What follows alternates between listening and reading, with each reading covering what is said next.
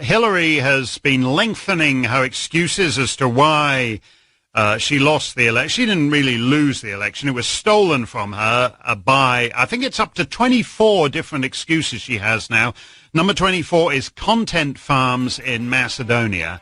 And as I said, my grandfather was a Macedonian content farmer, and we often think about, gathering on the porch and recalling the old days on the Macedonian. He never thought that the old content farmers he left behind in Macedonia would one day steal the U.S. presidential election. They are gnarled, hard-working Macedonian peasants, and the way they were able to reach out and steal the election from a well-oiled machine. To the Macedonian Content Farmers podcast, episode 17, another exciting episode, we think. My name is Jason Miko, coming to you from the foot of the Catalina Mountains in Oro Valley, Arizona, and we are recording on Sunday, March the 10th. And this is Cvetin and Jason. I'm calling in from Skopje, Macedonia. I apologize for the delay in this episode due to my short vacation and Jason getting a bit of a flu there, I guess. Actually, a bit of a cold, but that's okay. I'm pumping vitamin C, so I will hopefully be back on point very soon. Cvetin, today is a very important day for the Macedonian Orthodox faithful. It's the day of forgiveness, Procka. Yep. And so if I have done anything to offend you or wrong you, I ask for forgiveness now. Actually, I'm supposed to say it first because I'm younger. Prosti mi za da ti prostam is the expression. Forgive me so I can forgive you. And it's customary that you accept the forgiveness, as I do in your case, and ask for forgiveness back. But some people were doing it very wrong. I saw the Dutch ambassador, he said, congratulations on Procka, and you do not congratulate on Procka. You apologize for your role in staging a coup in Macedonia, for the political arrests, for forcing us to rename our country, and for putting members of parliament in prison in order to force them to vote to change the name. And you ideally, if you haven't done anything, you say just a blank prosti mi da ti prostam. But if you have done something, it's like in his case, like in Plump's case, you actually outline all these things and you ask for forgiveness, and maybe you receive one in return. Probably not in his case, or in the case of Zaef, who also asked for forgiveness. And you can just Google translate the Twitter replies to his request for forgiveness, and you'll see how it went. I'd be afraid to. Well, in the case of the Dutch ambassador, you know what? Since today's the day of forgiveness, I'm going to give him a pass. He tried, but we've talked about this many times on the podcast, and we've seen so many of the professional elites in the West talk about, well, Prespa means now reconciliation in Macedonia between Macedonia and Greece, etc. And no, that's not true reconciliation. True reconciliation can only occur on an individual basis when, if I have done something wrong against you or sinned against you, I ask for forgiveness and you then grant me that forgiveness. That is the only way for true reconciliation to occur. So all of the talking heads, the professional elites that are talking about now everything is okay, everything's fine, everything's been reconciled, none of that is true. It cannot happen unless it is person to person. And so, of course, that continues to be my prayer. I'm sure it's your prayer for Macedonians, between Macedonians and between others. But we'll see. The leadership in Macedonia, the current government of Macedonia, aided and abetted by the professional elites in the West, don't seem to understand that concept, unfortunately. Yeah, absolutely. They also missed the concept of the other great holiday, this lefty imposed holiday of the women. And I think Antonio tweeted out that the percentages of, how we lag in women emancipation and the percentage of women mayors and women ministers, etc., and members of parliament. But then he left out.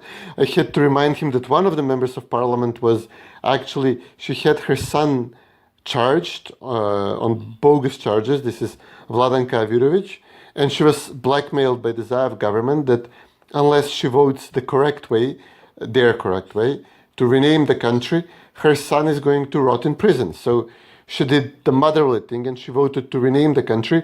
You know, it's surreal to be discussing the percentages of women members of parliament or I don't know, tomorrow it's going to be gay members of parliament or minority members of parliament, when we're arresting members of parliament and forcing them to vote the way we tell them to vote.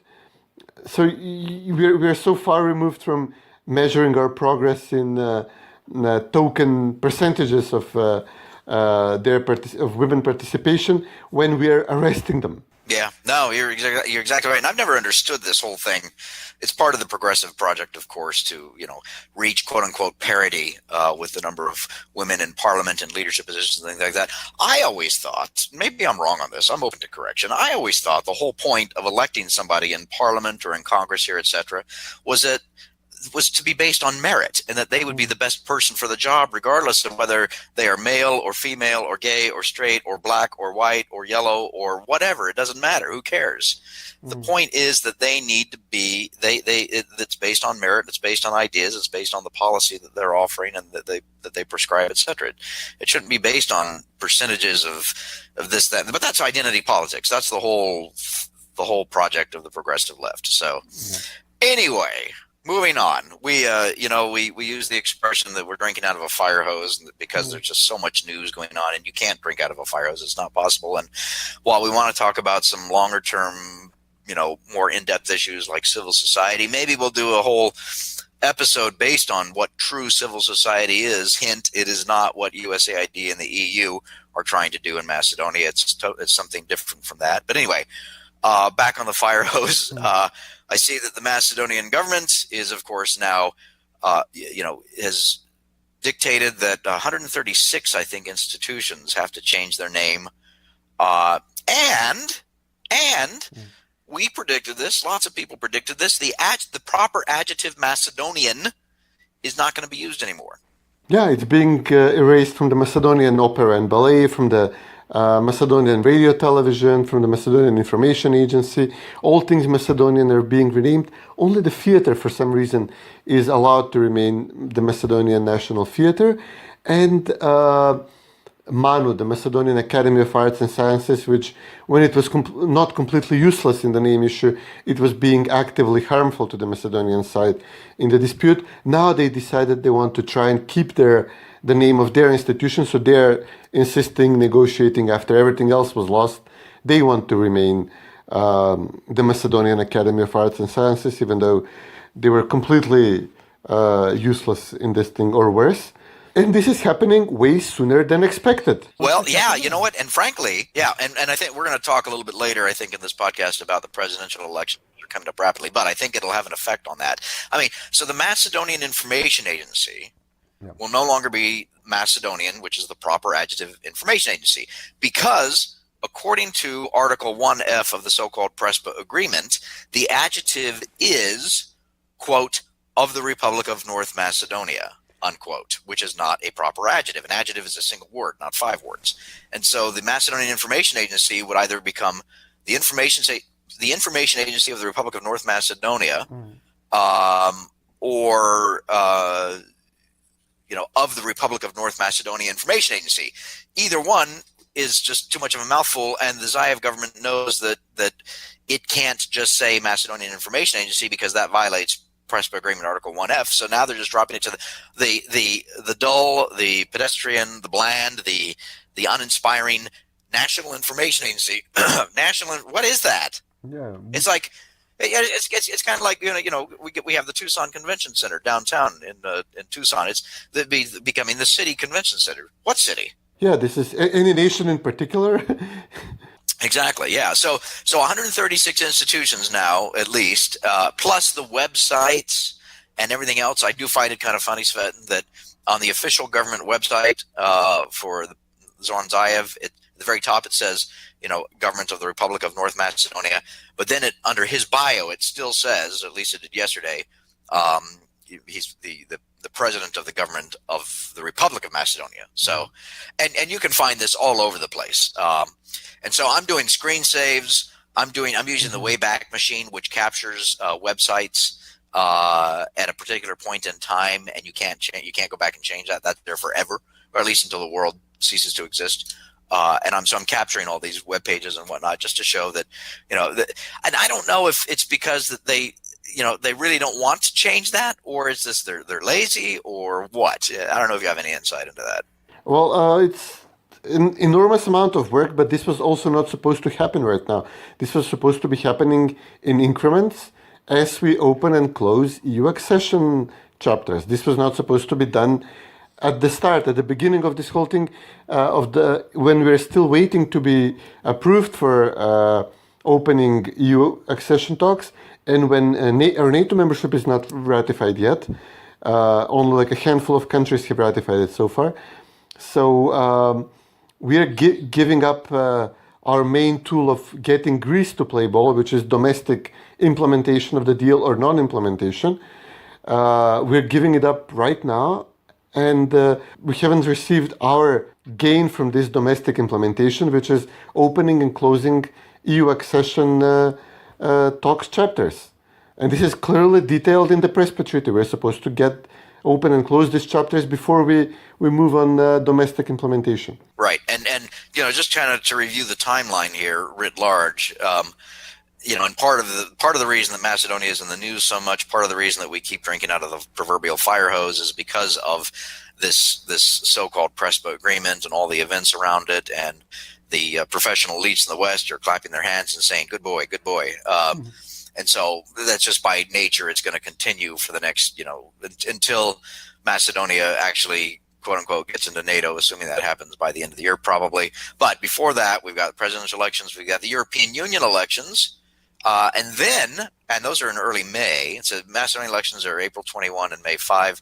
European Union elections are middle of May, I believe. And then, to your point on the accession talks, maybe the EU will open accession talks with Macedonia and perhaps Albania. Last year they were a package deal. I think this year they're going to be a package deal. We're not seeing any signs coming from the so-called some of the ambassadors in Macedonia, the EU ambassadors, that this is actually going to happen. What do you see on that? What do you hear on that? Well, Greece is obviously going to allow us to open accession talks at this point if Tsipras is still prime minister. If Mitsotakis is prime minister, then probably not so likely. But there are other countries which can block this thing. France is very vocal about this. They're waking up to the realization what is coming their way, that we are not, that previous Balkan member states like especially Greece, by all means Greece, but also Bulgaria, Romania, they were not the perfect candidates. Croatia and Slovenia to some extent are showing this tendency to become Visegrad-style EU states, EU member states. So, they're pretty worried what's coming. We are at least 25% Muslim country. Albania is over 60%, depending how you count them. This is not a very good deal for the EU, which they're getting. And so now France is very openly against this. They're saying, you're not there yet, more work needs to be done. They're coming up with completely new, novel requests like anti-discrimination legislation, but they also are insisting on something which normally EU countries did not insist, and especially the EU Commission did not insist in the past few years, which is opposition approval of reforms. And while SDSM was in the opposition, this is all they talked about. If the opposition boycotted parliament, it was the worst thing ever. Now that SDSM is in charge, the European Commission no longer demands that they run things through VMRO so they can get the EU seal of approval. But now France is mentioning this. So this is becoming an issue, and it's going to be... So they're moving the goalposts. Yeah, as they should in this case. Yeah. Well, and then, of course, to say nothing of, the idea, and of course, part of this is, the issue of reforms and all of the stuff that needs to change internally in Macedonia, that the European Union, setting aside the problems with the European Union and what it is, just the conditions that Macedonia has to meet. And of course, the government of Macedonia hasn't been pursuing these things. They've been pursuing a name change and all that goes with it over the past 18, going on almost 24 months now, where it's almost, believe it, that's amazing. It's almost been 2 years since they've been in power. And what have we got out of it? We've got humiliating name change, of course, an identity and everything else that goes with it.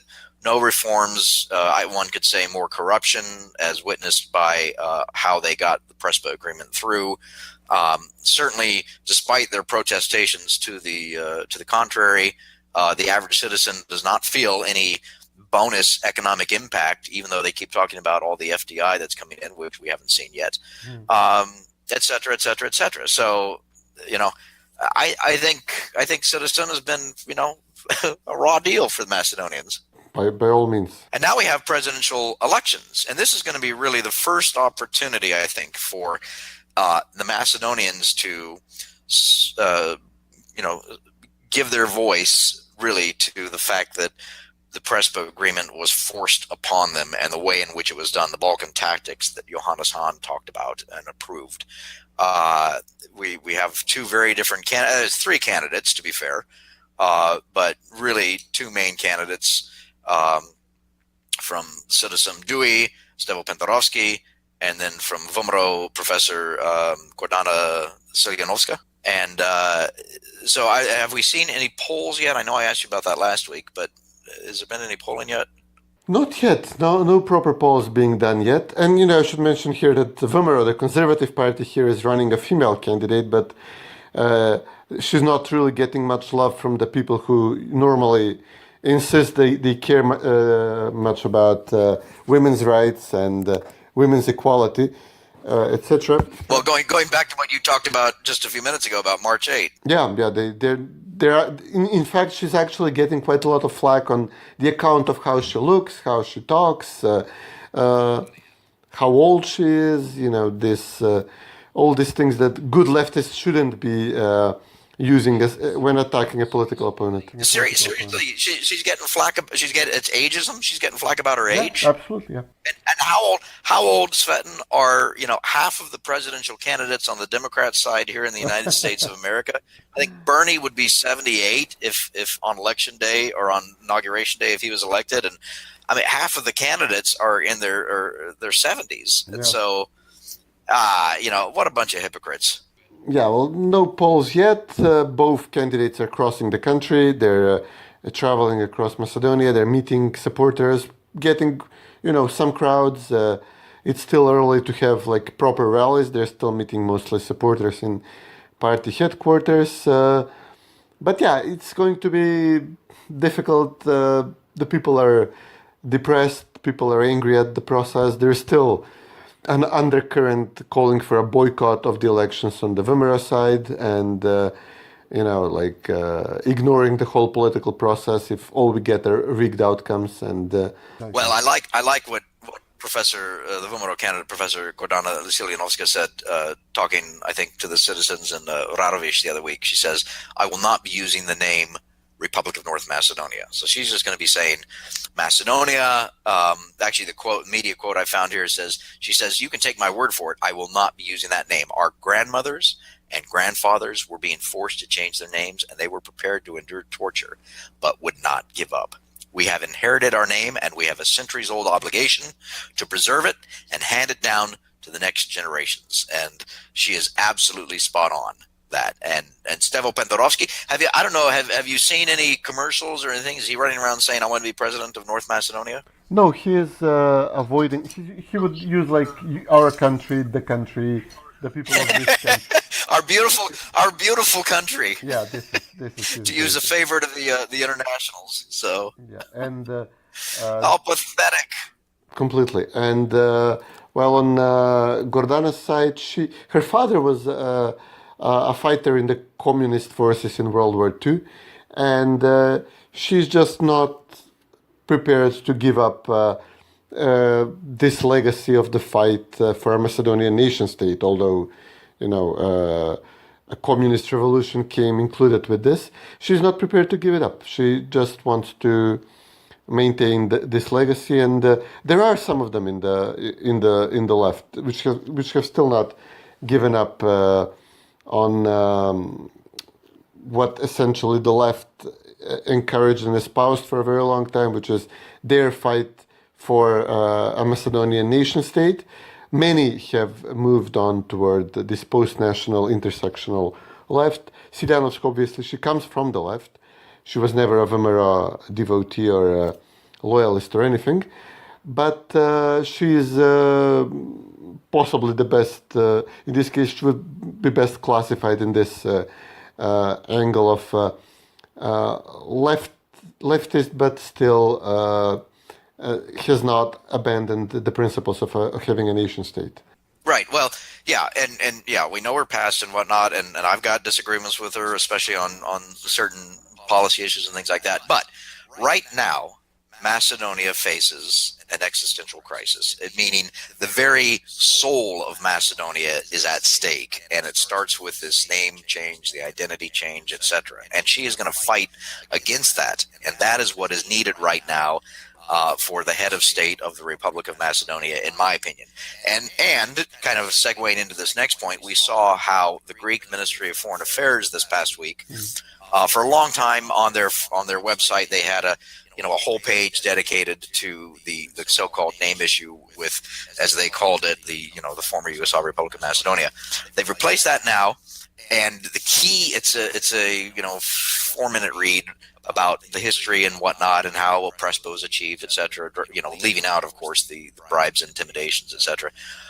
But the key sentence in this new note from the Greek Ministry of Foreign Affairs is, quote, "Against this historical backdrop, the former Yugoslav Republic of Macedonia proclaimed its independence in 1991 by predicating its existence as an independent state on the artificial concept of the, quote," and then they put this in their quotes, "Macedonian nation," unquote.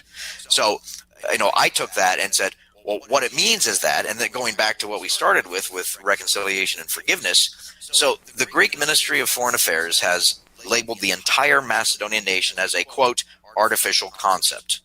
You can't have reconciliation with a people.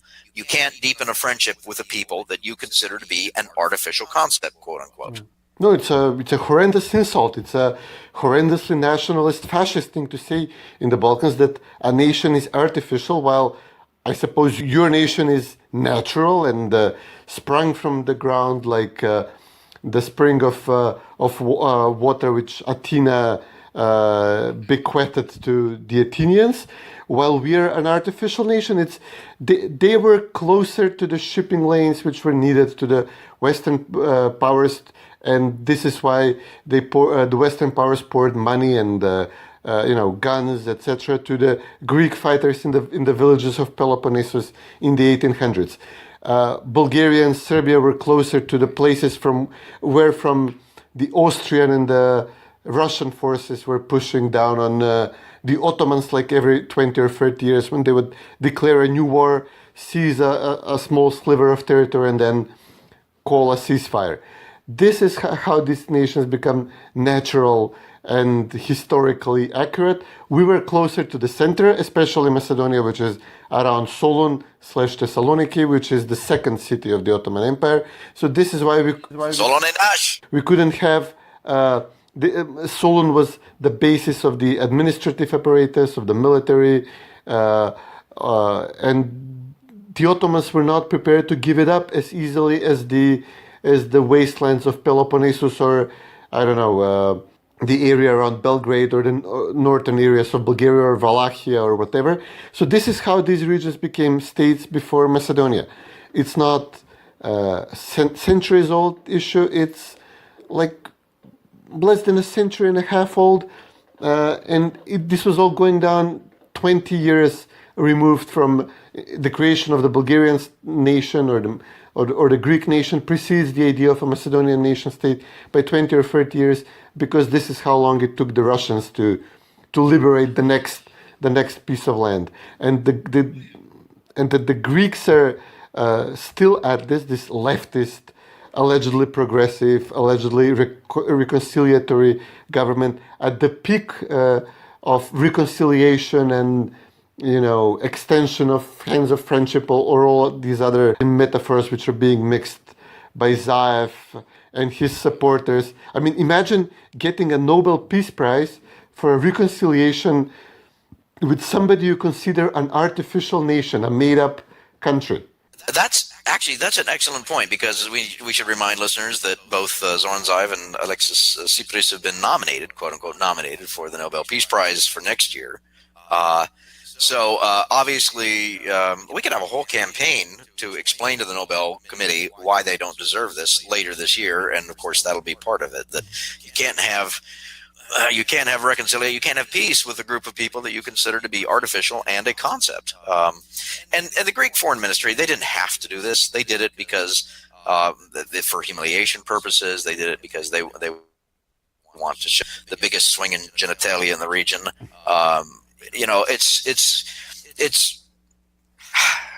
just they're bastards. Let me just say that they're bastards. They have elections coming, and whenever elections creep up in Bulgaria or Greece, we're going to have this thing flare up again.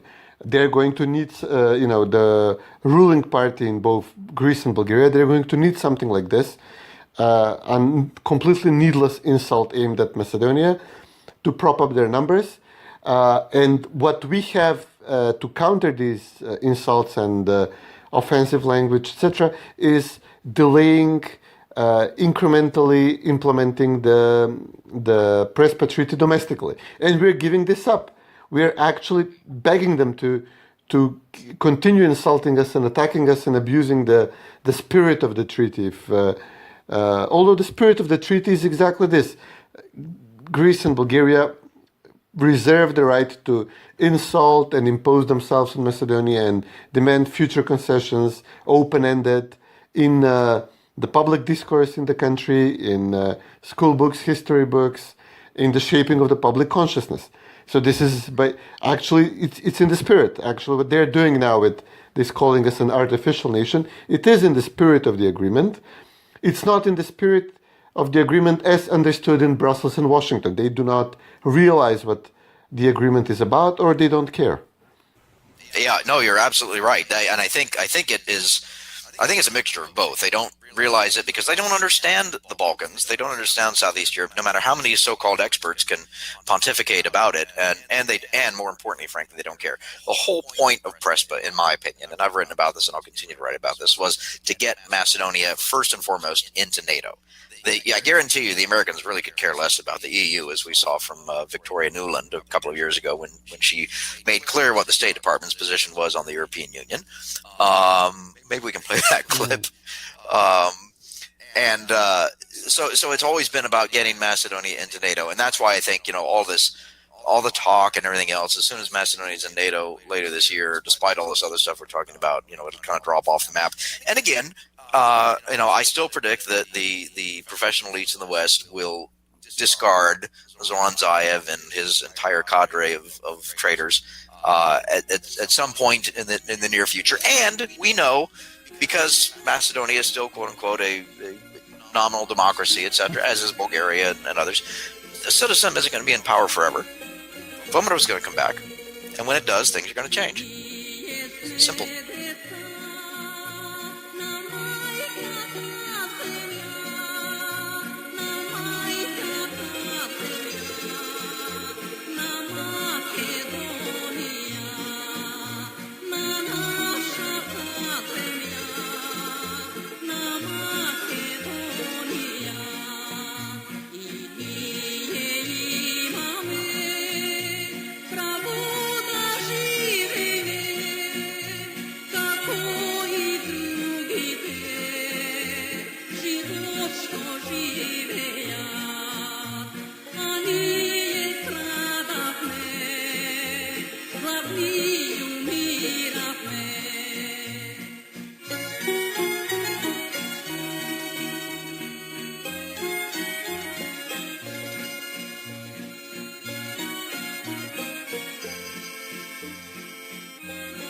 And welcome back to the Macedonian Content Farmers podcast. This is Cvetin and Jason calling in from Skopje, and we have Jason, Miko on the line from Tucson, Arizona, as always.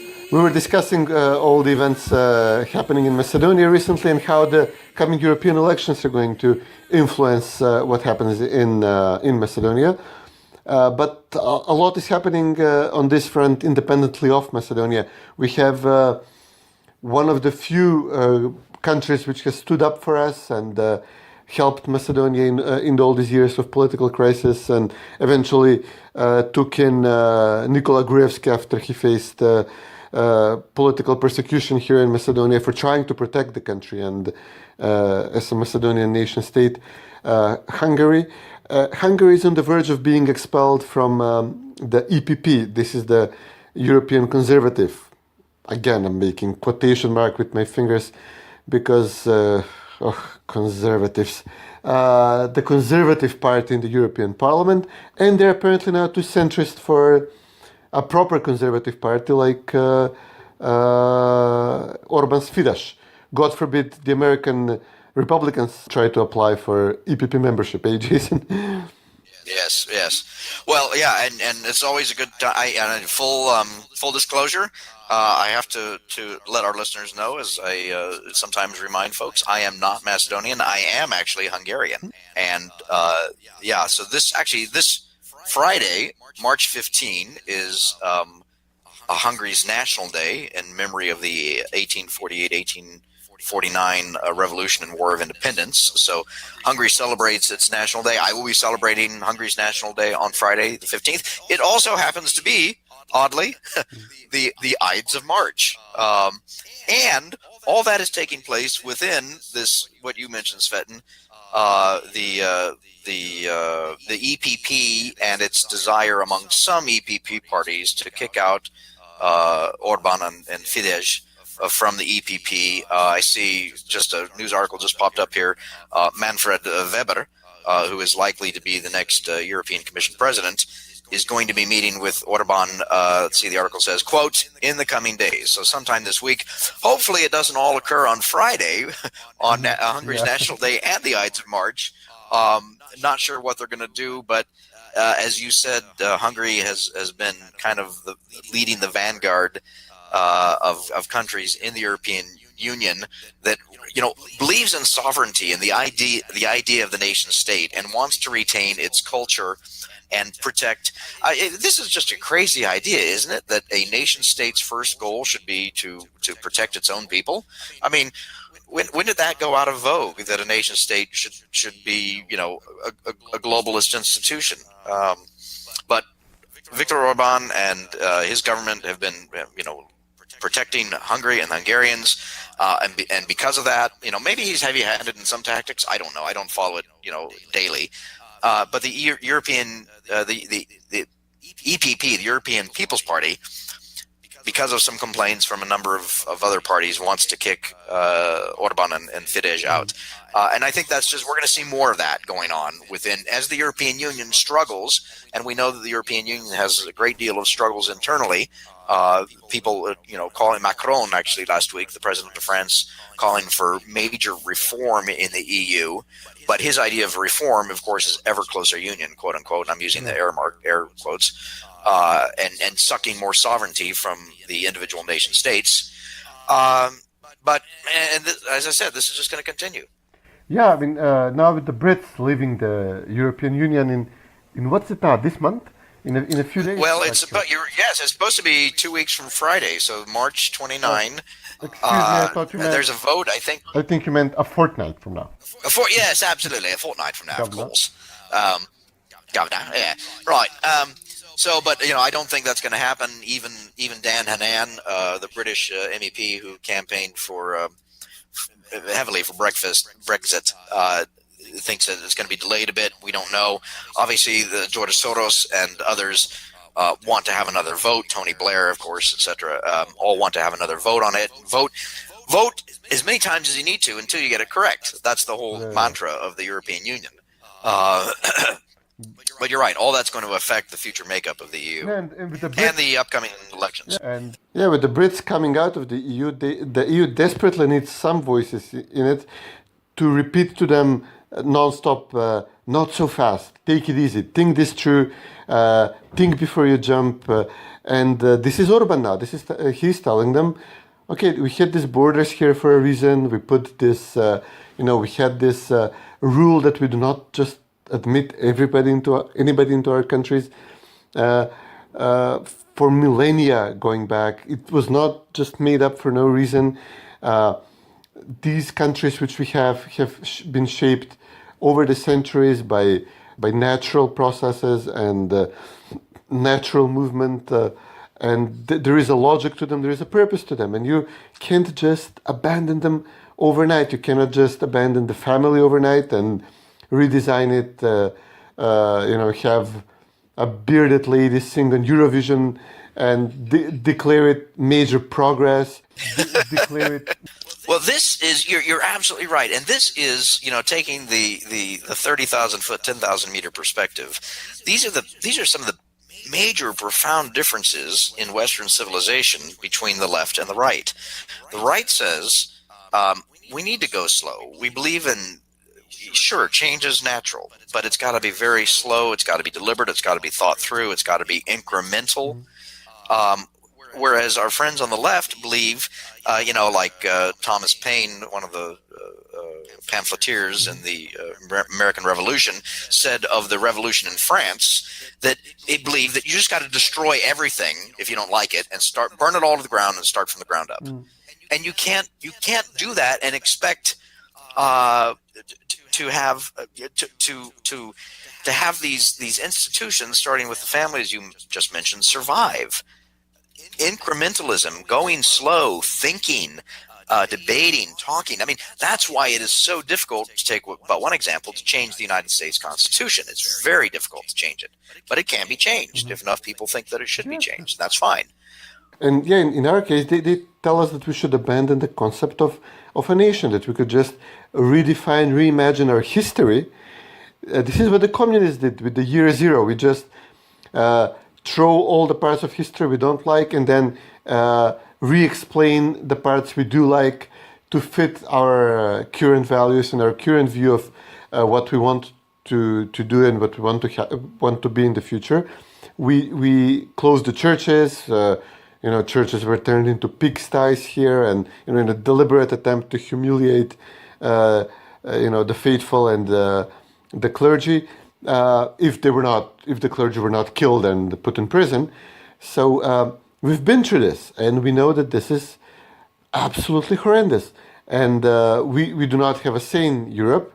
We are the recipients of their wisdom. We do not partake in shaping it. Orban is there. He's telling them, look, you lunatics, you're chopping off the branch you're sitting on, and this is going to end horribly for everybody involved. And he is the one who's going to be kicked out of the ruling party of the European Union because he's becoming too much of a prophet. They kicked out the Brits who were warning Europe all along about Greece, about forming a joint currency, about moving toward a joint budget. Now they're moving toward a European prosecutor who is going to be able to put people like Orban or Salvini in prison if they don't toe the line on ever closer union. And when disaster strikes like in Greece or like in the Greek-Macedonian border with the migrants, they completely forget about it, like literally 2 years afterwards. They completely act like nothing happened, like they've learned no lessons. And they're just trying to denigrate, attack. I mean, there was this great tweet on Orban's Hungary. There is somebody took a picture of somebody who's allegedly a drug addict who is injecting himself with heroin and passed out.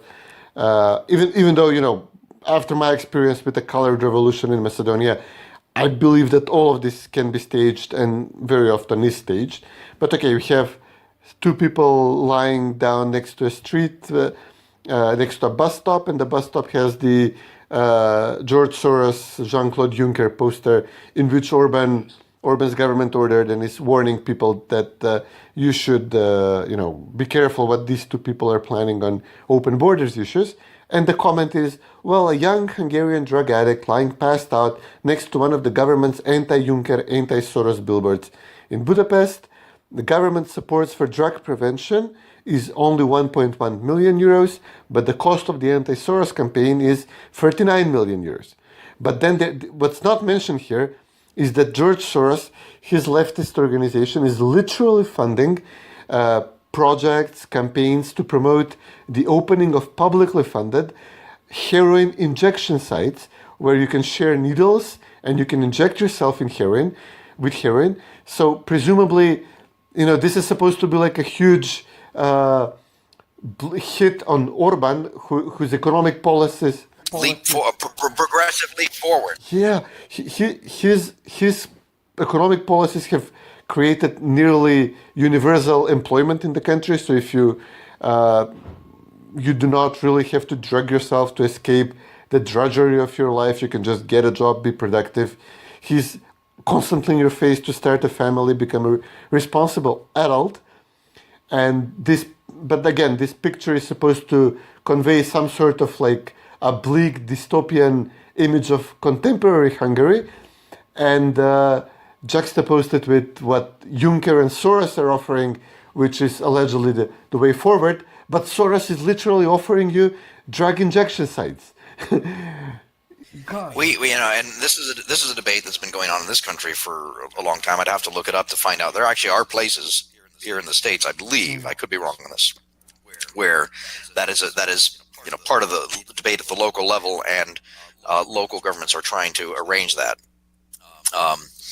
Anyway, let's move on from the awfulness of the policies and worldview of people like Jean-Claude Juncker and George Soros, and let's move on to our farmers' picks. What have you got? Well, I'm staying in a similar vein with this. I have this glorious report from the Boston Globe, and it was not meant to be deep, I guess, or philosophical. It's just I believe this is from the style section or the lifestyle or architecture section, but it's got this beautiful title, which again goes back to what we were just discussing, that you cannot just smash and break and do away with all the concepts of tradition and everything we've learned through history with things like borders, like family, like religion, etc. And you cannot just smash through it and burn it down and expect things to work beautifully. And the title of the article is this beautiful Chestertonian sentence. It says, "People in open concept homes are realizing that the walls were there for a reason." And it's a style section story. This is about a family which thought it's fashionable and it's modern to live in a house in Millbury which has no walls. It's a large, uninterrupted open space where the wife cooks dinner or the husband cooks dinner in the kitchen, according to new concepts and mores, while the wife sits on the sofa and watches football and drinks beer, I suppose. And in this case, they tried it, they did this, and they realized that it's, as the wife says, frankly, it's annoying.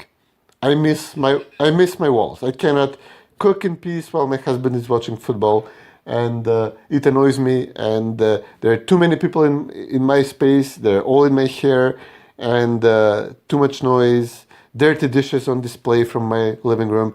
I want walls, and this is a beautiful little miniature piece of profound thinking, reminding us that you cannot just tear down the walls and the fences and the borders and expect that things will work out just as they did before. People will be in your kitchen, will be in your hair, will be messing things up. You will not have privacy, or you will not have your old life. You will not have the life you were used to. And you will regret doing away with what you once had. So that's my farmer's pick. I'll have the link in the description on the YouTube video. Yeah. And Jace, what have you got prepared for us? Well, first of all, you talk about walls and things like that, and of course, I live in the great Southwest, wide open areas here in the United States of America, and we have a saying that good fences make good neighbors, and there's a reason for this, and we could, and I love you mentioned that's kind of Chestertonian, and we can go into that maybe in a future, maybe a single episode just on civil society and Chesterton and the democracy of the dead and all of that great stuff. But I want to talk about my farmer's pick. Thank you very much. And I love this. I find every now and then, and it's mostly blogs by folks that are traveling. And every now and then I see at least one a week where Somebody has written a blog about Macedonia, and it's just fun to read it and then to share it with everybody else. This one is called, the blog is called chasingthedonkey.com. It's an Australian couple with a young child. They've got some family roots to Croatia.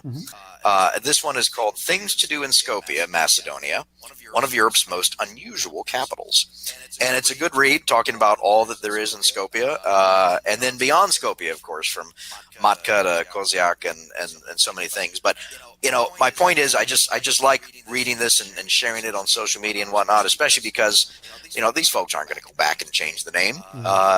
It's always going to live there as Skopje, Macedonia, and all the great things to do in Macedonia. So that's chasingthedonkey.com. Things to do in Skopje, Macedonia, one of Europe's most unusual capitals. It's a nice piece about what the great things about Macedonia. And Macedonia has so much to offer the world and Macedonians. So we'll put that in the show notes as well. Excellent. That sounds delightful. Yeah. So it's another fun-filled, exciting, hopefully episode 17. We never talk about episode 10. No, I'm don't. just going to leave that alone. Let's forget that. No, don't even bring it up. Okay, yeah. Anyway, it's been it's always fun talking to you about what's going on in Macedonia, and we'll see what the next week brings. We've been trying to cover some other stuff, not only daily events in Macedonia. Yeah. We need to do some longer term stuff. Yeah, absolutely. So, great talking to you. You too, buddy. Take care.